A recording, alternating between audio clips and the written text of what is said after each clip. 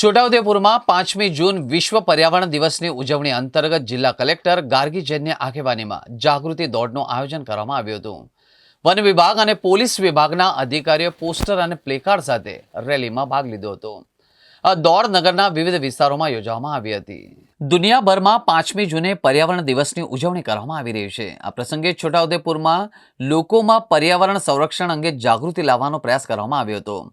વિશ્વ પર્યાવરણ દિવસની શુભેચ્છા આપતા જિલ્લા કલેક્ટરે કહ્યું કે આપણા દેશમાં વડાપ્રધાનના પ્લાસ્ટિક મુક્ત ભારતના સપનાને ધ્યાને લઈને આજે છોટાઉદેપુર ખાતે 3 કિલોમીટર દોડનું આયોજન કરવામાં આવ્યું હતું, જેમાં 200 જેટલા લોકોએ ભાગ લીધો હતો, જેનાથી આપણા ફિટ ઇન્ડિયા મૂવમેન્ટને પણ સપોર્ટ મળશે અને સ્વચ્છ પર્યાવરણના આપણા સપના સાકાર થશે।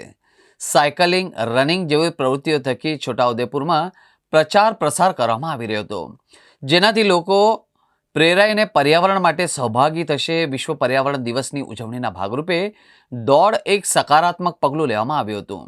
અમે પ્રયત્ન કરી રહ્યા છીએ કે જેમ ફિટ ઇન્ડિયા મૂવમેન્ટ ચાલે છે એવી જ રીતે ફિટ છોટાઉદેપુર કેમ્પેન અહીંયાથી શરૂ થશે એમ તેમણે જણાવ્યું હતું।